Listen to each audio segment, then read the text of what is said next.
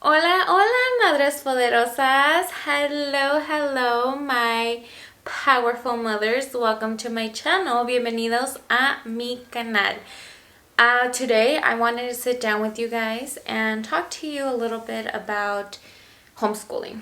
Our homeschool journey, it's been 1 year of roller coaster emotions, 1 year of bonding time, 1 year of quality time, 1 year of so many experiences that our family has gone through. Before I jump into this video, into this topic, I want to introduce myself to you. Me llamo Karina. My name is Karina. I like to speak Spanglish here and there, so bear with me if you don't understand it. I will try to translate throughout the video, but I do, so bear with me if one of my words come out in Spanish. Sorry. But anyway, I'm a homeschool mom of 3 boys. I have a 7-year-old, a 5-year-old, and a 4-year-old. They are my world. You know, they are very energetic and very free-spirited boys, and I think any mama that has boys can relate with that. So let's get this started. So I decided to homeschool my children last year of 2020. Yes, COVID had something to do with this choice. It was more of a confirmation of, this is what you need to do, mama. You are homeschooling your boys this year.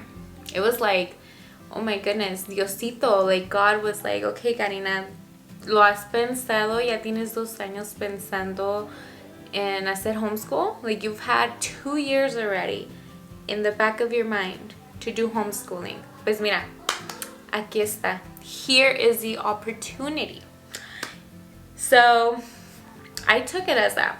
I grabbed it, I took it, and I made my firm choice that this was the journey that my family was going to go through. We were going to homeschool. My reasonings can be explained in a different video. If you mamas want to know exactly why I took this homeschooling journey, let me know down below, and I will make a future video explaining a little bit more in detail why I took this run. Okay, so anyway, so I want to give you guys a little bit, background of what happened. So in March was our lockdown. We're from Arizona, by the way, so March was our lockdown, and my 7-year-old at that time, he was 6 and he was in kindergarten. My 5-year-old at that time was 4 and he was in preschool. My 4-year-old, Joanne, which is my 5-year-old, and Jaime, which is my 7-year-old, were going to the same school. Kindergarten and preschool were in the same school at that time. So they went together. They were the ones that experienced traditional school in a way the most. I can say maybe Jaime was the one that was able to really experience this traditional school. So when the lockdown hit, the teacher, Jaime's kindergarten teacher, said, okay, you guys have 2 choices. Either do screens, do work through screens, like online, or do worksheet packets. I'm a big, how do I say it? I have this whole thing about screens. I wasn't comfortable with my son sitting down for hours of the day just staring at a screen. That was something that I wasn't really willing to do, so I told the teacher, you know what, I'd rather go pick up the packets and have my child just do packets. Everything that he did was basically just reviews of what they did that year. There was no new introduction, there was nothing. So anyway, we did that, and I would sit down with him, I would work with him. With my other two, I would basically just work on their colors, their names, the ABCs, their numbers. I did all that simple stuff. And with my kindergartner, my 6-year-old at that time, I would do everything that he had learned that year in kindergarten. Sitting down with him was kind of what made me say, you know what, like, if this is what I'm gonna do, just sit down with him throughout the whole day and just work. Why not do this homeschooling thing, you know? I had already done a lot of research. I was like watching videos of homeschool moms. I was learning more about homeschool, and I learned that, you know, homeschooling is more learning at home. It's not school at home. It's learning at home. Because you learn in every aspect of your life. There's a learning lesson, and that's kind of what I was like, you know what? No, I'll do homeschooling instead. So I allowed him to finish his public school. I allowed him to finish the year. And when he finished the year in May, I made this choice to do this thing that is called deschooling. And if I keep looking down, mommies, it's because I have my notes written down, okay? So bear with me. So we did this thing called deschooling because we were still stuck in the school system way. After my son was done with his public school in May, we still continued learning. We still continued doing activities like homeschool activities after May of that year. And that's when, from going back and forth, I started realizing that we were still stuck in the school system. I still kind of wanted to test him. I wanted to create these strict schedules, like learning break, and we would go for hours. I was unhappy. My children were happy. So let me tell you what deschooling is. So deschooling is a process that it's like a process used to switch from that school system method to your homeschool learning method, here learning at home. So I got completely rid of schedules. I completely got rid of routines. I completely got rid of worksheets, curriculums, anything that had to do with like the school system that we knew. I got rid of it. You may be asking, okay, so what did you do? Like, what happened? Well, we focused a lot on having fun. Playtime. You learn through play. And with all the videos that I was watching with these, you know, OG school moms, you learn through play. So we would do a lot of board games. We did a lot of coloring. We did a lot of drawing. Their artistic skills literally improved.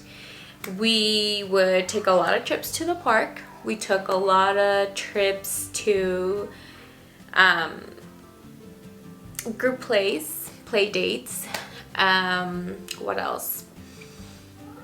We just took on our freedom to do whatever we wanted to do. So that was part of the deschooling process, to completely get that, you know, part of the school system process completely out of our heads. So let me talk to you guys about the positive changes that I saw through deschooling. While playing board games, I realized how much they were learning. We did a lot of Twister, and we all know that Twister is very active, so that was kind of like a little bit of PE through there.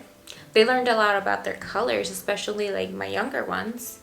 They learned about their right, their left, hands and feet. We actually played Operation, which Operation is a skill needed kind of to be precise, and you know, the, what is it called, the eye hand movement coordination, something like that. Well, we learned that. We learned that, okay? And then we played Connect 4. They were able to learn, you know, the concept of 4 in a row. We did a lot of the matching games, and that helps with your memory. My 5-year-old actually is super good at that. He is like he memorizes it so quick, because we have done it, like, no lie, more than 100 times. We sat down and we would read, a lot of reading. We would make forts, and inside we would do reading, we would do board games, we would do flashcards, we would just color, we would do a lot of things. We also did Candyland, which we know that that's more about counting, so they practice their counting skills through there. And if I ever printed out any worksheets from there, was to have them like cut out things, glue things. Sorry, I'm sitting down and like my foot is like getting very numb on me. Okay, anyway, so we learned that, and they did like very good. We also bonded a lot. Quality bonding time with the family was amazing. We learned a lot about each other. I was able to see, you know, really pay attention to them, pay attention to their learning ways. They were able to know Dad and I a little bit more, and we bonded a lot. The quality time, and I think that brought us together even more, and it really strengthened us as a family. The other pro is that we didn't do curriculums. You know, like I said, I completely got rid of everything like that. So we just focused on learning through play. And that's kind of what deschooling is just getting rid of those norms that like a public school, like traditional school, has to offer. It's just getting rid of that, you know, and creating your own normal at your house. What works for you, what works for your family. So we did that for a whole year. For a whole year, we just focused on learning through play. Now, the cons of kind of pulling them out of a traditional school, especially if you have older children that have gone to a traditional school, is that like, especially my 7-year-old, well, he was 6 at that time, would always ask me like, hey Mom, am I ever gonna see my friends again? Am I gonna be able to, you know, like see my teachers again? And I know that COVID had a lot of confusion to play with all of this, so it's a little hard to explain it if it was like just like a normal time of our lives, I can say. But communication is key. I think being completely honest with your child and telling them, you know what, like, we're taking a different journey on our learning. You will be able to make friends in different ways, because there's also a lot of help with homeschool, guys. There's like a lot of groups. Research your area. There's a lot of co-op groups. Some are free, some you do pay. With people that you know, do a lot of play dates, sports, have them join a lot of sports. And it's just, I think, a great way to teach them that changes. In life, there is changes. The only constant thing in life is change. And I think it's a great way for them to start understanding what changes are, but also communicate with them. Communication with them is key, so they don't feel lost, so they don't feel confused. And really try to make your homeschool, your learning at home, as fun as you can, because then that brings a good experience to them, to where it's like, you know what, like, yeah, I'm fine learning at home, you know. And they'll eventually start understanding. My 7-year-old now is like, okay, you know, I love this freedom. I love that we get to do this. I love that we can get to do that. So that's a con, is the fact that they continuously ask. But a pro is that they start to see the changes, you know. And let's see. Another con I can say about just homeschooling in general has to be the fear, the guilt as a mom that you experience through the whole changes of like homeschooling, because you're gonna start feeling a little bit guilty that, you know, that you're taking your child away from something that they have known for a long time.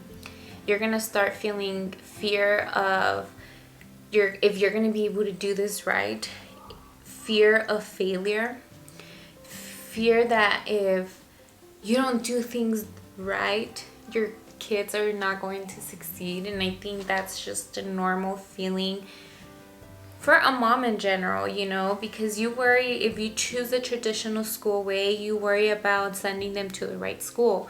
You worry about them hanging around with the right kind of friends.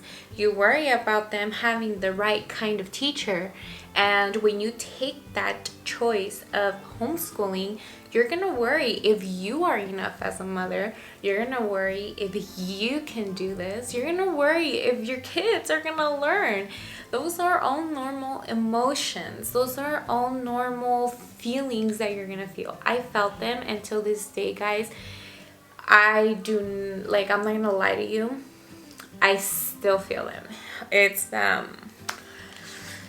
there's better days than others, but I focus a lot on my prayer. I pray to God almost every day to help me see the big picture. There's a lot of support out there with a lot of homeschool moms.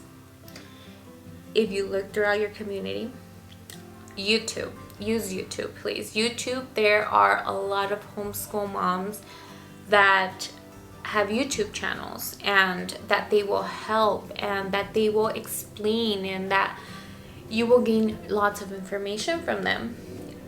There's a lot of homeschool pages on Instagram, Madres Poderosas, like Madres Poderosas, powerful mothers, you know. It's all about trial and error. It's all about researching. It's all about, you know, putting yourself out there, you know, and finding moms that can support you, and I know it can be hard when, you know, there's really nobody in your family that has done this, that you don't have support. I've been going through it as well. But there are people out there, moms out there that honestly will help you. And, you know, everything is trial and error. Right now, I don't have any curriculum set for my children. Even after a year, you know, there's things that work for us, and then there's things that don't work for us. So I have to look for a different way. And it's just, I think it's trial and error for everything. Every day isn't perfect. Every day is a different struggle, but I promise that if you do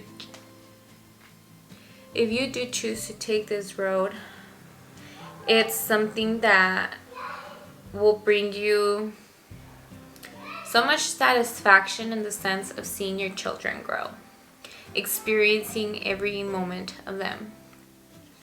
You know, it's something that I wish I would have done sooner. And it's all about learning. It's all about learning. It's all about failing.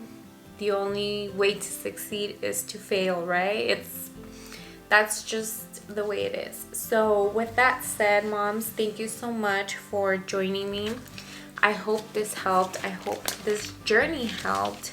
That's pretty much what I have to share about, our homeschooling journey. It's been a year of roller coaster emotions for myself as a mom because, like I said, we have all this fear, we have all these insecurities, and I'm still struggling. I'm still fighting them. I'm still, trying to do my best.